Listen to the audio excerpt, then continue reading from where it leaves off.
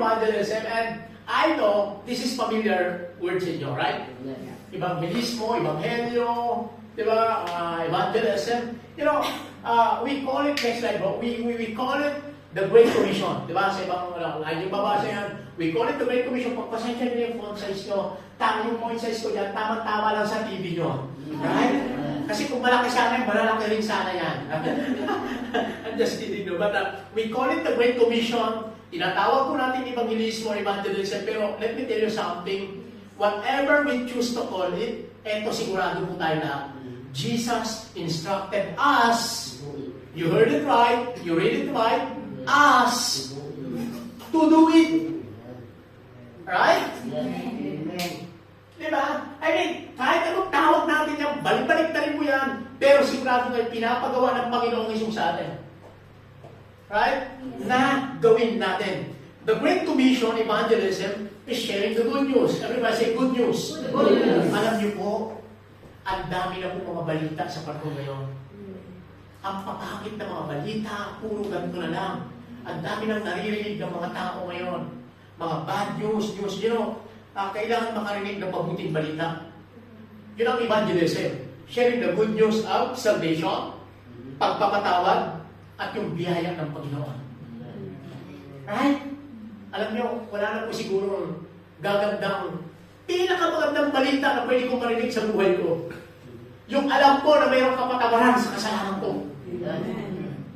Yung alam ko na mayroong akong kaligtasan na naghihintay sa akin. That's the best news, the good news na pwedeng marinig ng isang tao. Right? Salamat, marunong kayo magbalita. Uy, alam mo, nangyari kay Carlo Dalisay, ganito. Diba? Alam mo, nangyari si ganito. Hindi niya, namatay na si Santino. Diba? Ang hilig natin pag kwento, mga balita sa Pinayda. May mga kaibigan ba kayong gano'n? Wala. O baka may kakilala lang kayo. Alright, sabi nyo, but you know what? Buti na lang, may balita sa inyo, alam mo ba? Ganito. And that is evangelism. Sharing the good news of salvation, forgiveness, and grace. Kasi bakit? Abay. Without those things, itong mga bagay na ito, we would all be lost. Urayan natin, ano man marating natin sa mundong ito. Pag hindi mo marinig ang magandang balita na ito, lahat tayo ligaw. Without those things, you would all be lost. Walang pag-asa. Kapag tinamnaman tayo, without the Savior, and lahat tayo mag-i-endure sa consequences of sin. At ang sabi ng Bible, ang kabayaran ng kasalanan ay lahat tayo pupunta rin. Buti na lang, may madaldal kang kaibigan na nagyaya sa iyo rito at nagsabi sa iyo na si Jesus ang tanging daan. Right? Yun ang pag-uusapan natin ngayon. At sana, hindi lang yung kaibigan mo, after you heard this message, magkaroon ka ng burden to share also to your friends. Amen? Amen. Itutuloy pa ba natin to? Kasi, wherever you go, our world is bombarded with the consequences of sin. Kahit saan ka magpunta, mula Shontak lang talaga yung mula Shontak ang kondo, kahit saan ka magpunta, ang mundong ito bombarded with consequences of sin. Everywhere we turn, we see the effects of a fallen world. Kahit saan ka tumingin, makikita mo yung epekto ng kasalanan ng mundong ito. And maniwala kayo hindi, it might be your friends, it might be your families, it might be yung kasama mo every day. A lot of people today, they are living without hope. Yes, mayaman, yes, may trabaho, but spiritually speaking, walang pag-asa. Right? That's why, tingnan nyo to, someone must share hope. And, sabi ng Panginoong Jesus, sino magsasabi? Sino mamamalita? Ikaw at ako. Tama mo yung dinig mo, kasama mo ikaw. Amen?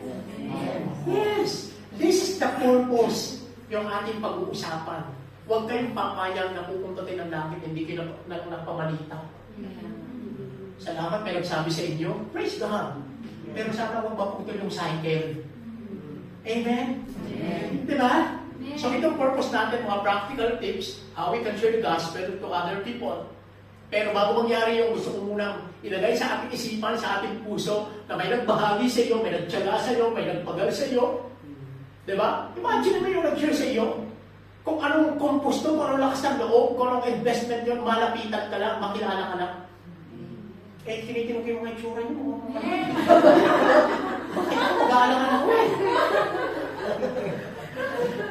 Pero, imagine mo yung minute noon. Yung pag-approach sa'yo noon. Diba? Maring balita lang sa'yo na mahal ka ni Jesus. Are you with me? Right? I mean, may lagay muna na sa kaisipan natin. That's why this is empowerment. This is not a seminar. Hindi po ito seminar. Ito po ay empowerment. When you say empowerment, alam mo yung empowerment. Halimbawa, di ba pastora? Si pastora, pag tinanong nyo yan, pastora, bakit kayo nagpapastor? Hindi madali magpastor. Hindi madali magpastor. Makakala nyo madali. Ang hirap yung pagsama-sama ng tao, iba-ibang ugali. Iba-ibang kinalakhan, iba-ibang perspective, iba-ibang paboritong kulay, iba-ibang paboritong pagkain. Pinagsama-sama mo, gulo yan, away yan. Hindi madali. One time yung nagtanong sa akin, Pastor, what is the greatest challenge as a pastor? Napag-iisip din ako. Sabi ko, greatest challenge? Pagpasok kong pastor, challenge na kagad eh.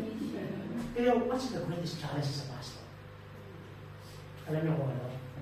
Kasi kung magpapastor, pastor na ito kung magpapastor is magpapreach ka lang every Sunday, madali yun eh. Madali yun. Yung preach ka lang ng preach, kahit hindi ka makinig, okay lang. Diba? Basta ako mag-preach, kahit tulugan niyo ako, walang problema. Magbigay kayo, hindi. Hindi na the greatest challenge eh. You know the greatest challenge for me as a pastor? Yung bababa ka sa kanila. Dadalhin mo sila from glory to glory. Alam mo yung discipleship, yung ipapaunawa yung totoong pag-ibig, pagpapatawad, pag-ibig sa kaaway. Alam mo yung aalala, makarating yung maturity ba? Mahirap yun. Alam mo bakit? Iba-iba ugali mo eh. Maraming patay. Mahirap. Totoo yun. Gusto mo maranasan mo, pastor kayo. Para malaman nyo. Sabi nung isa, hello, pastor, di naman mahirap magpastor eh. Talaga ba?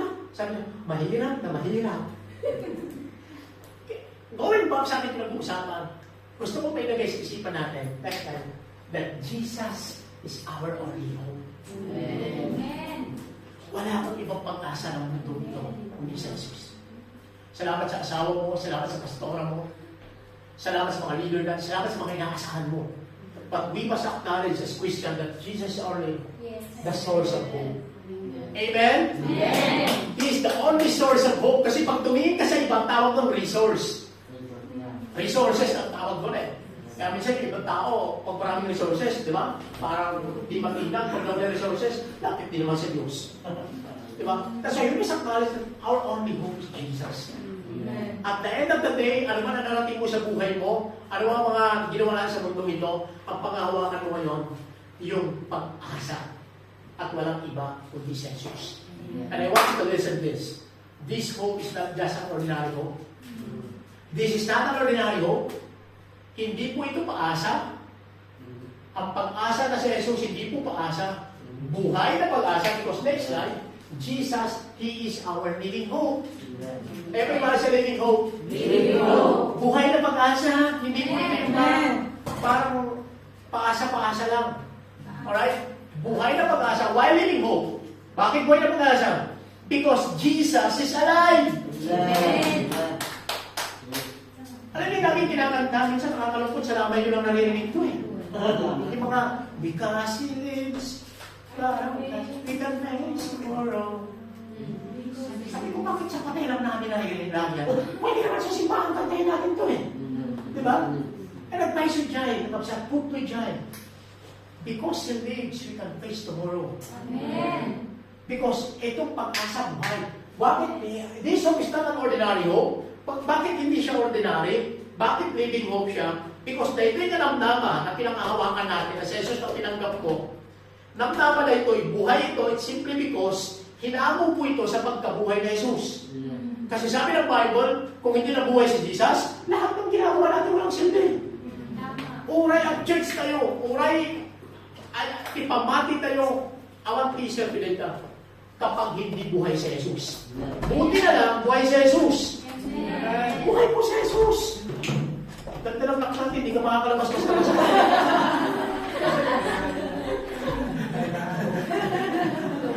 Di ba? May mga nagpapalong lumabas dito, hindi makakalabas.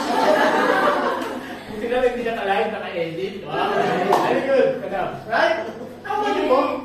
That's what I do. When you internalize this one, oh nga no. So alam mo, walang option na sumuko sa buhay. Walang option na manlupay-pay. Of course, nalulupay-pay tayo. So sabi ng Bible, be strong and be very courageous. When you say be strong, ibig sabihin, don't check mo, talaga nga natin pagpapagyan tayo. Tama ba yung may Ilocano ko? Yes, Oo, siguro naman kahit paano, marunong na ako mag-Ilocano, 16 years na ako eh. Sa Cordillera, kahit paano, di ba?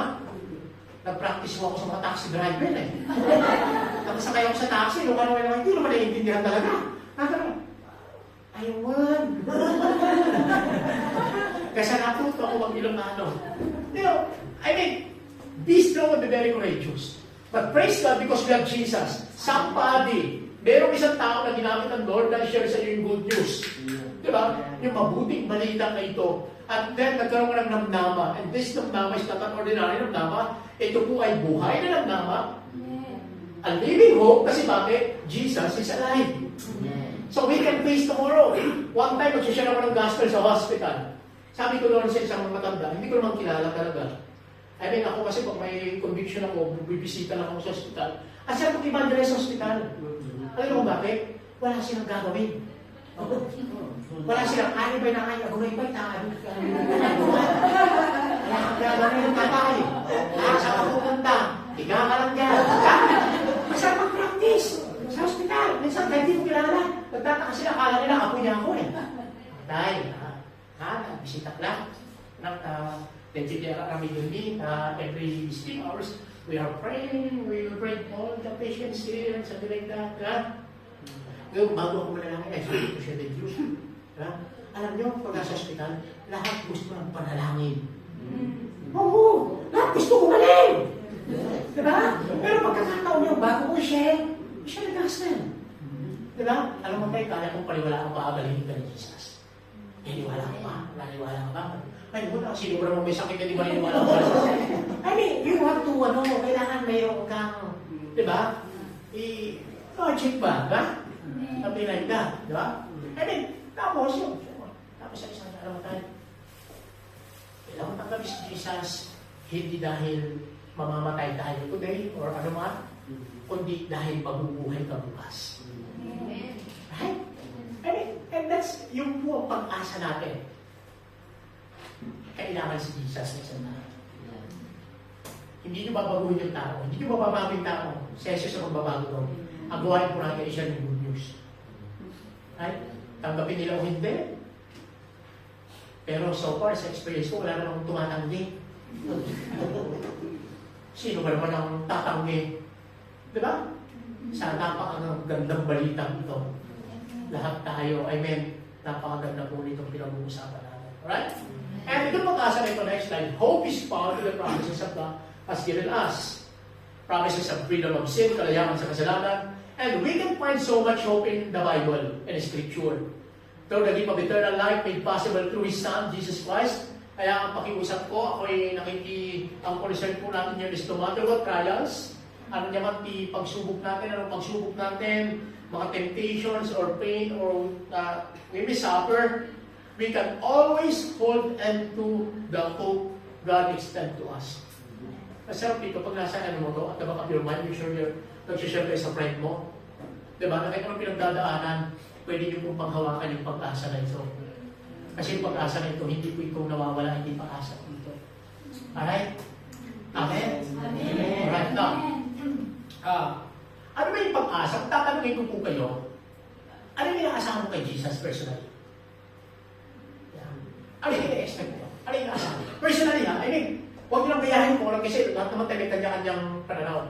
Pero, ikaw kung tatanungin kita personal, pero hindi na ako magtatanungin sa isa. Isipin nyo na lang. Yung parang, ano nga bang inaasahan mo kay Jesus? Diba? I mean, next time, the hope that we have in Christ. Okay? Ano ba inaasahan natin? Kasi kung parang, pero may ito kanina, pag ikaw ba ay namatay, di ba? Minsan kasi pag pinag-usapan yung kamatay, natatakot tayo. May kausap ko isang Kristyano, pastoran, pinag-usapan yung kamatay, abay kumatok. Yung knock on words. Sabi ko, ba't ako makatok? Ako na kay pastor, umiyak pa. Sabi ko, makatok ka ako. Mamaya magbukas sa'yo yun. Di ba? Bakit? I mean, just a matter of time. Ang kayo mabutang talagang amin tayo. That's why, kailangan natin magplano. Alam mo yun? Okay, kasi, we don't know. At hindi nyo pwedeng sabihin, bata pa ako, mas matanda siya. No. Pag dumating yung kamatayan, one week yun. At hindi magsasabi yung kamatayan, hey, mamamatay ka na mamaya, magbago ka na. Hindi yung gano'n. Pag dumating yun, sa ayaw at sa gusto mo, handa ka o hindi. Right? Amen? Right, baka may lupo kayo. Siyempre, may Jesus. Ano yung nakasahan? Pag namatay ka ba, sigurado mo pupunta sa langit? Amen. Tanong ko po sa'yo, sige, sabay-sabay na kayo sumagot. Amen. Pag ikaw ba ay namatay, pupunta ka ba ng langit? Amen. Amen? Amen. Dapat sigurado tayo doon, ha? Kung mayroon kayong sisiguraduhin na isang bagay, yung pagpunta sa langit. Alright? At huwag nyo pagdudahan. Pagdudahan nyo yung mga umutang sa inyo kung magbabayad. O hindi. Pero yung ginawa ni Jesus sa cross ng Calvario, sapat yun. Alright? Kasi, nung may tinanong kasi akong ganito church tapos ganito, hindi sila nagsigurado. Awan mo tayo baka mo, pastor! Wala naman dyan. Sabi ko, tama ka rin naman. Pero kako pwede mong malaman. Right? Ako pag tinanong niya ako pupunta ko sa langit, natural, oo. Diba? Hindi dahil pastor ako. Hindi dahil mabait ako.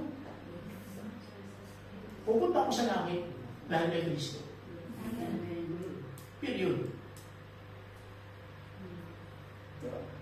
Pupunta ka sa langit, hindi dahil naging mabait ka, dahil pastora ka, dahil worker ka sa church or what. Naging Kristiyano ka because of Christ. Hindi ka naging Kristiyano dahil mabuting tao ka. And as far as salvation is concerned, pupunta ka sa langit dahil kay Jesus. Amen. Grabe yun. Diba? Amen? Amen. Kaya nung tinanong ko siya sa akin, hindi sila sigurado. Sabi ko, bakit hindi kayo sigurado ako? Dapat siguraduhin niyo yun. O kako, bibigyan kayo ng verse, ha? Okay, bro, pakita kayo ng verse natin. Ito, isang bagsak na lang. Pero ang gusto kong tingnan yung 1 John chapter 5, 13 to 14. Ayaw kong hawakan, baka malaglag ko, itatouch ka rin ko sa akin. 1 John chapter 5, 13 to 14. If you have your Bible, gusto ko lang basahin ito, ha? Very quickly lang po ito. Don't worry. Ang galing ng church ko kasi walang relo. Magkano oras pa tayo rito, Pastora? Ma? Okay. 12 ano? Parang hindi, parang mag-lunch muna kayo, di ba? Mag-lunch muna tayo. Tapos, mag-break tayo, tapos diretso ulit. Okay na ba yun? Yes. Pagkakal, Chinese New Year naman, enjoy natin ang maghapon na ito. Amen. Alright? Di ba, ano lang naman to, no? Okay. So, 1 John, tinan nyo, babasahin ko sa Ilocano. Natin ito. Okay, 1 John, chapter 5.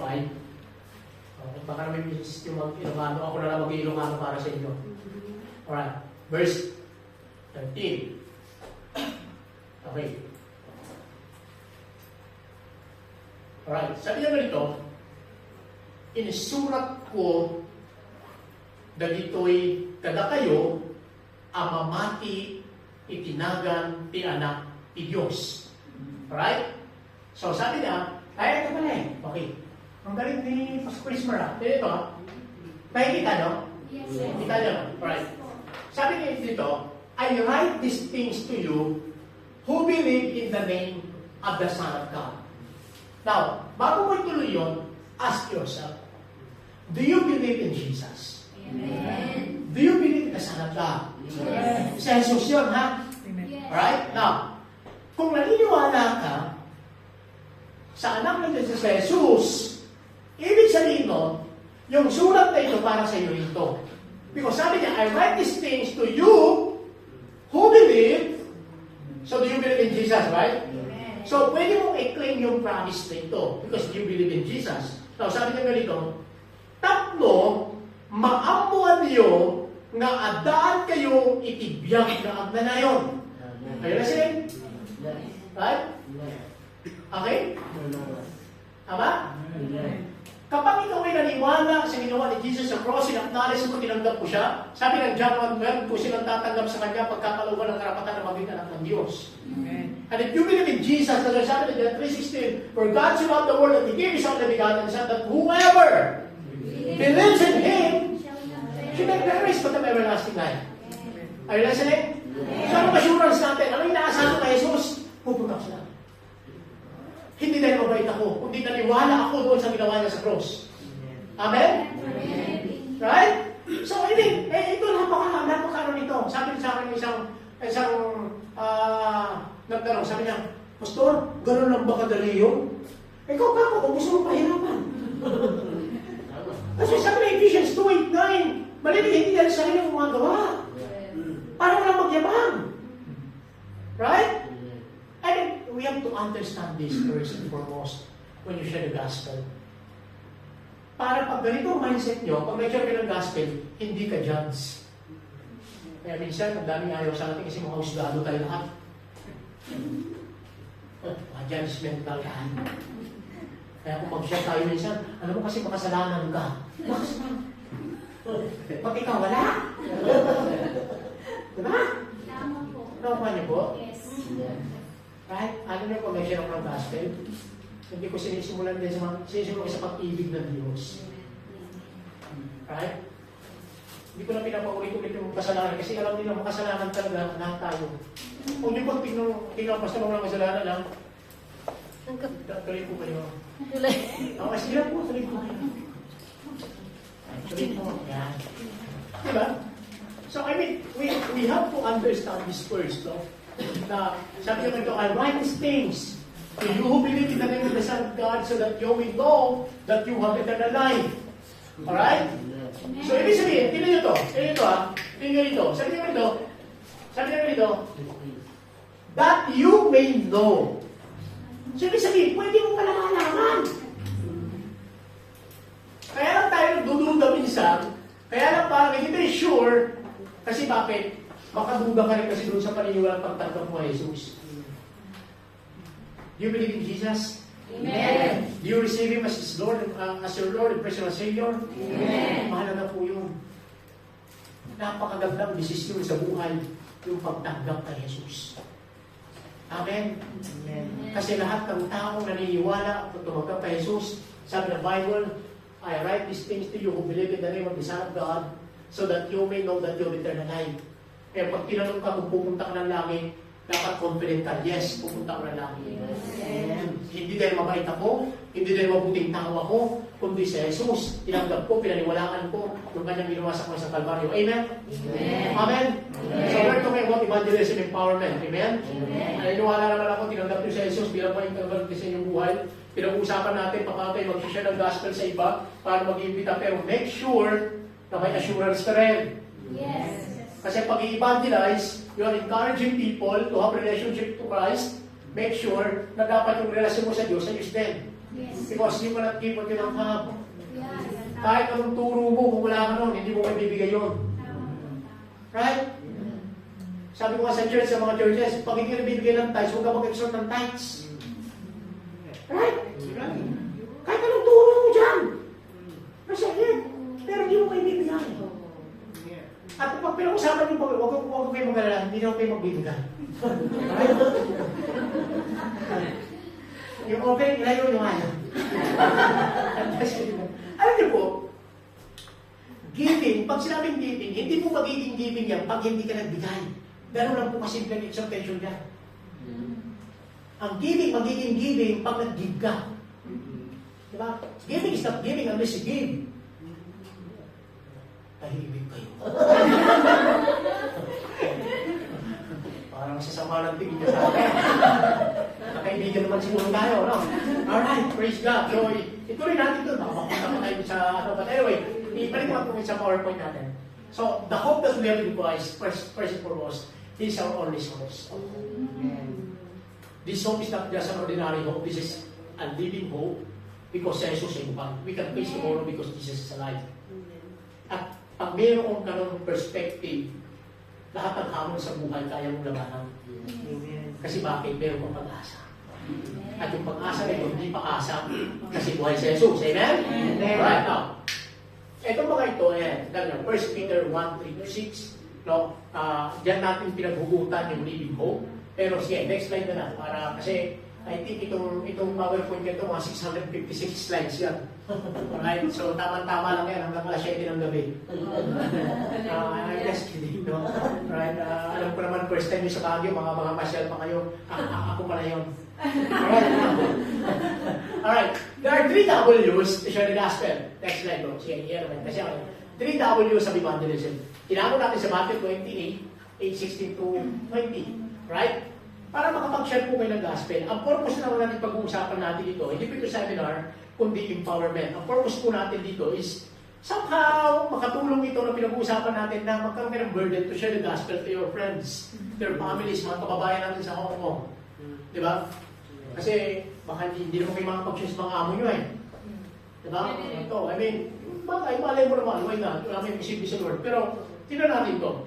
It's worthwhile to look at 3 W's in evangelism. The who, where, and why. Sino, saan, at bakit. Who is called to go into all the world and preach the gospel. Saan natin isi-share ito, at bakit natin gagawin ito. Number 1, very quickly, the first W, next slide bro. Who? Sino ba ang mag-share ng gospel? Sino ba ang magbabahagi ng mabuting balita? Diba? Sabi natin ngayon, mabuting balita, sharing the good news of salvation. Wala nang gagandang pinakamagandang balita na pwedeng marinig ng isang tao, yung marinig nila na may kaligtasan na naghihintay para sa kanila, na yung kanilang kasalanan ay pwedeng makatawad. Pinakamagandang balita yun na pwedeng marinig ng isang tao. Na pag namatay sila, there is another life in heaven. How? Diba? Kailangan may magsabi kasi may nagkwento rin sa inyo eh. May nag-share din sa inyo, maaaring hindi nyo sila kilala, diba? Maaaring hindi yung unang pastor, pero may mga taong ginamit ng Diyos. Nagtiyaga sa iyo, diba? Binahagi sa iyo, diba? Sabi ko sa inyo, grabe yung mga tao yun eh. Yung compose nila, kung paano sila lumapit sa inyo, mga kinakabahan yung mga yun. Diba? I mean, talaga nagtiyaga, nag-invest, everything, gumastos ng pangkamihan para makausap ka lang. I mean, maraming ginawa yung mga yan. But the first W is who? The answer to the question who is called to go into the world, very obvious po ito. Simple lang and straightforward, we are o tayo lahat.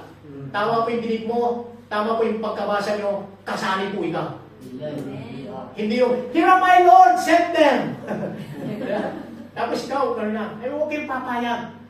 Natatagal tayong Kristiyano na hindi tayo nakapagdala ng isang kaluluwa sa Panginoon. Because the heart of God is souls. Ang puso ng Diyos, kaluluwa. Namatay si Jesus sa kaluluwa, sa tao. Amen? Pagdating ng rapture, hindi para rapture ito, mga electric fan. Kaluluwa, ganun ka-importante, kahalaga yung isang tao sa Diyos. Sabi ng Bible, ay isang tao na numbalik sa Diyos, humingi ng tawad, na numbalik. Grabe yung celebration sa langit. Alam niyo po yun. Right? The heart of God in kaluluwa. Salamat sa mga discipleship program, salamat sa mga spiritual growth na ginagawa natin, nakakatulong po lahat yun. Pero sana huwag naman natin kalimutan na ang pinakapuso ng Diyos yung kaluluwa. Yes. Right? Sabi ko sa mga pastor, alam mo mga pastor, makaluluwa ka lang, hindi ka pababayaan ng Lord. Ito lang kapimusap ko sa iba, huwag ka lang makakaliwa. Right? Makaluluwa ka, huwag ka lang makakaliwa. Pag kumaliwa ka, yari ka. Diba? Pero pag nakalawa, you focus on souls. You invest. Pansin sa church. Beautification of the church, lahat, labasan ng budget yan. Pinakamahal yung mga sound system. Pag may outing, grabe naman talaga budget sa outing. May lechon pa yan. Lahat yan. Pati mga children ministry, men's fellowship, women's fellowship, lahat yan meron naman. Pero pagdating sa evangelism, kailangan mo ipamalimos. Bakit? Na pinakamahalaga na ministry sa simbahan is yung pag-abot sa kaluluwa. Imagine nyo kung walang nag-share sa inyo, kung walang umabot ang mga tao. Sa tingin nyo, nasaan tayo ngayon kung walang naglakas ang loob na mag-share sa atin ng gospel? Amen. Diba? Sabi ko, grabe nakikita kayo mga kababayan natin nasa ilalim ng tulay, magsusugal, nakakalungkot. Sabi ko, nakakasawa yung ganyan. Mas maganda mag-day off ka, nasa church ka. May fellowship ka, you heard the word of God, may increase of faith mo. Di ba? Napapanatag ka, may kapayapaan. Pag sa labas, magastos kayo na eh. Ha? I mean, sa bagay, sa umpisa siguro kung maintindihan mo, pero kung nagtatagal ka, nakakasama na. Yes. Iba pa rin yun, di ba? Siguro, patak-patak kayo sa pagkain, kayo ba, kain lang kayo. Di ba? Kung may mga pa rin, hindi magbigay kayo sa gawain ng Panginoon, tapos lahat kayo rin. Sige, di ba? Meron kayong outlet, meron kayong mapagkakatiwalaan. Tinignan yung katabi niyo kung mapagkakatiwalaan niya. At parang pag sinasabi ko tinignan yung katabi niyo, parang nagtatawanan kayo. Ito kilala ko na to eh. Pero magkakilala kami na hindi kami magkakilala. Parang ano ba yun? Parang casual lang. Maraming klase, di ba? Alam niyo ang sekreto, para mag-open sa inyo yung tao, dapat close kayo. Ano yung close open principle? Close, open, close, open. Hindi mag-o-open yung tao pag hindi kayo close. Totoo. Isang strategy yun. Para makapag-share sa sa'yo ng mga problema o ano bagay, dapat close kayo. Sinong ikaw ba? Mag-share ng problema, hindi mo close yung tao. Diba? Kaya, chismoso ka lang eh. Diba? The first couple is tayo. Okay? Tayo po yun. Okay. Next slide, bro. In the original language, the implication that these words are addressed to everyone. Everyone po ito. Everyone, not pastors, not the five-fold ministers, kundi lahat tayo, but everyone. Para ma-break natin yung excuses. Eh, hindi ako magsishare, hindi naman ako pastor eh. Si pastor na lang. Diba? Sila na lang, yung mga workers sila, ganito. Diba? So, kaya, itong who, I mean, the original language po nito, this is not just for missionaries, evangelists, but everyone. Nag-pray pa kayo ng ganito dati. Yung sabi, Lord, iligtas ito yung pamilya ko, gumamit po kayo mga pastor, mga missionary, wasal sa bahay. Diba? Nakuha niyo po? Yes, yes. Tapos, na-realize mo, Kristyano pala ako, missionary pa, nasa bahay naman ako. Sino mag-share? Pero minsan nila rin, hindi ang hiyakay sa pamilya natin mag-share, no? Kasi bakit? Kilala ka kasi ng pamilya mo. Ha? Ha? Lalo kung bunso ka. Sabi nung isang young people siya, gusto ko siyempre hirap talaga ako kasi, bakit ako? Ako lang kasi ng Kristyano sa bahay namin. O nga, huwag ka nahihirapan. Eh, kasi doon, mga piloso ko nga, ganito. Alam mo nga ako natin ito. Buti na lang ay Kristyano sa pamilya. Tama? Buti na lang. Kaya sabi ko, kung may susukuan ka, huwag yung pamilya. Gawa ka lang ng mga ibang strategy ka ko. Gawa ka ng paraan. Pero alam mo kapwa na, pwede kang pag-umpisa ng Diyos, paabot yung pamilya. Maraming paraan. Pakita mo yung buhay na sa Jesus na ito. Hindi mo buhay ng pamilya mo kung tatamad ka mag-isa lang ng bahay, ayaw mo mag-uwi sa plato. Kanto, di ba? Pag magkakain ka, di mag-initiate ka. Oh, God, let's pray for the food. Di ba? Sabi, mga ganun, bagay. Tapos kung halimbawa talaga mga pilosopo, magawa ka ng John 3:16 dito, pagkatak, dikit mo yan. Mababasa nila yan. O, di ba? Sa siya, magdikit ka ng ganito. Tinatanggal kita ang Panginoong Jesus bilang aking Panginoon. Eh, maraming bagay! Bakit kinakailangan yung subuhan? Di ba? Malay niyo naman, mag-usap si Lord sa tatay mo habang nandun sa trono niya. Saan ka naman? Di ba? Na-realize niya na ano. Ano, maraming paraan. Pero yung kailangan mong ipakita. Di ba? Kung napapang mawawin yung pamilya mo, kung yung pagigising mo, hindi mo maligpit-ligpit ka ko yung daan. I mean, maraming kapamaraan. Hindi mo kinakailangan mag-pastor, hindi mo kinakailangan mag-pastor. Kailangan yung practical and personal. May natututunan mo ba? Kailangan natin makita ito. Everyone, from the business and homemakers and students, no one is exempt. At the same time, in the original language, ang words nito is a command. Everybody say command. Alam mo, pag naputos yung mga amo nyo, hindi nyo pwedeng hindi sundin, right? Subukan nyo hindi sundin. Baka balik ka ng Pilipinas. Diba? And the same with our relationship with God. He is our Lord and Master, so this is His command, to share the gospel. Alright? Pag may pagkakataon. Alam mo, may mga kaibigan kayo, wala pa sa church. Siguro naman, titita-kita kayo, nagkakapi-kapi kayo. Kaysa mag-chismisan kayo kung ano ng mga bagay-bagay. Kaysa pagkwento niyo mga buhay ng iba. Ay, share nila mo ka. Sino magsasabi kung best friend ka niya? Kaya mga best friend. Sino may mga best friend dito? Kasama ba? Yung best friend talaga. Ito po. Eh, oo, best friend niya yung dalawa yan eh. O, ganito lang. Sino may mga kaibigan dito? Tasak ba?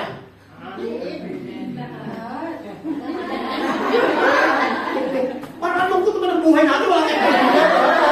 Ano yung parang, ha? Eh, hindi kayo kaibigan. Ano? Sa bagay, maraming klase ng kaibigan. May casual, may close friend, may best friend. Ito, tanong ko sa inyo. Sino may best friend dito? Yung best friend talaga, ha? Nasa kamay? Yung wala, okay lang naman kung wala ka ng best friend. Diba? Nasa kamay yung may best friend. Ano? Sino may kaibigan dito? Nasa kamay. Sino may best friend dito? Nasa kamay. Sino may kahit anong sabihin ko, hindi magtataas ang kamay. Minsan gano'n sa church, taas ang kamay, Yung pag talaga tayo magtaas. But anyway, okay lang yan. Tanong ko po siya ito, bakit po sila naging best friend? Diba? Yeah. Kaya po sila naging best friend kasi, yeah, of course, magkakaibigan kami. Pero may best friend talaga ako ito. Best friend. Bakit best friend? Kasi ito yung tao ito na hindi lang nandun pagkainan. Hindi lang nandun kapag, kaya may sila naging best friend kasi in down moment ng buhay mo, nasaan ka man, alam mo yun, best friend. Diba? Eh kung may best friend ng gano'n, sino magsasabi ng salvation sa kanila? Expect nyo, mga believer magsishare ng gospel, maniwala kayo na. Diba? Kasi saan makita natin to? Sino magsishare ng gospel? Ako, kahit magalit ka sa akin, dahil best friend kita, gusto ka maligtas. Kahit pagsawaan mo yung invitasyon ko sa iyo, kahit anong sabihin mo sa akin, wala akong pakialam. Why? Because I love, mahal kita eh. Eh yun ang alam ko na mabuting balita. Baka hindi na tayo nagkakasundo sa mga iba't ibang bagay. Yun ang katanda sa mga best friend eh. Ano yun, magkasundo na lang kayo sa lahat ng pagkakataon? Ba? Maganda yung magkakaiba yan, di ba? Yung kaibigan mo na. Minsan may mga kaibigan ka, bro, anong gusto mo? Ito, ganito. Tapos sasabi, hindi mo yan, hindi mo siya. Pagtanong ka pa ako kung anong gusto ko. May mga kaibigan ba kayo doon? Ngayon, pagtanong, bro, simple lang gusto mo. Hindi masarap yan, ito lang. Tinanong mo pa ako kung anong gusto ko. Kasi, masaya yung di ba? Maraming klase yung pagkakaibigan. Pero sana, kung best friend ka, ikaw na lang sasabi. Ang problema kasi sa mga Pilipino, kultura kasi natin yung ayaw natin makasakit.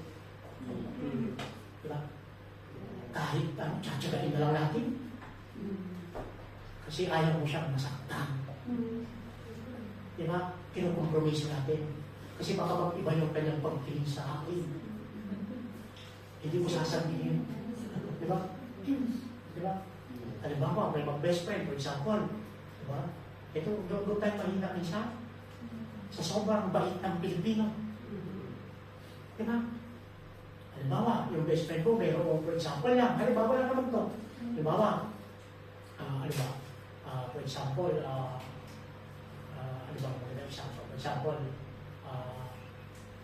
medyo pinagpamisa ng kilikili, for example. Halimbawa na. Sabi ko na, kaya yung okay na po ba, mga nagawin? Ako yung kanila, nasa kahit tayo po yan. Alright, relax, enjoy lang ha. Para halimbawa, yung kaibigan mo, siguro, sobrang pawis, o tapos bigla na amoy. Halimbawa lang. Ikaw, David, minsan pinitiis na lang natin. Hindi natin sinasabi. Pero ako iba, pag ako best friend mo, iba ang mga lingwahe mo. Siyempre, kilala ko naman to eh. Diba? Kakaiba natin yung genre ko ha. Saan mo nabili yan? Diba? Ay, kaya naman nakakaalaman ng lingwahe. Hindi siya mapipiko or something like that, diba? Hindi ka naman. Pero pag close yung relationship yun, diba? Pero tayo minsan, pinitiis na lang natin. Dahil ayaw natin makasakit. Pagkano ang kausap mo, ay gano'n. Hindi, teka lang, balik ko kasi yan. Ay, siya, ano naman. di ba? Di ba? Sobrang bait natin. Pero pag best friend ka, sino magsasabi? Kung best friend ka talaga, pag sabihin mo. Di ba? Magalit siya eh.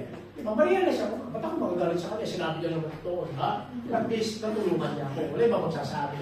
Kasi kung tao. Di ba? May mga kaibigan ba kayo gano'n? Wala kayo noon. Di ba? Ang sarap niyo may kaibigan ka dyan. Bakit? Crucial kasi kung kanino pala natin pag may pagsimulas ka na. Pag sinubok ko yung pananampalataya ko ninyo, nakikiusap po ako sa inyo, ha? Huwag kayong lalapit sa mga unbeliever. Parang tumahimik ko yan. Hindi naman ang consumption na part sa church. Mas gusto pa nilang kausap yung mga walang Diyos. Mas gusto pa nilang kausap yung mga unbeliever kaysa dito sa lumang simbahan. And I realize, kasi mga nasa lumang simbahan, hindi mapagkakatiwalaan. Kaya naman umalis. Pakisabi sa inyo katabi, mukhang may kakilala ka na.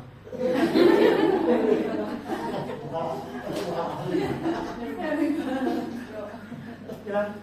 Ito po, nakakalulungkot ako sa pati. Imbis na mapagkakaliwala, mas gusto nilang kausap, kasama. Malungkot na part yun. Adapan, diba? Amen? Amen? So, sana makita natin. Okay, next slide tayo. Marami pa to. That second W, very quickly lang, no? Anong oras ba tayo?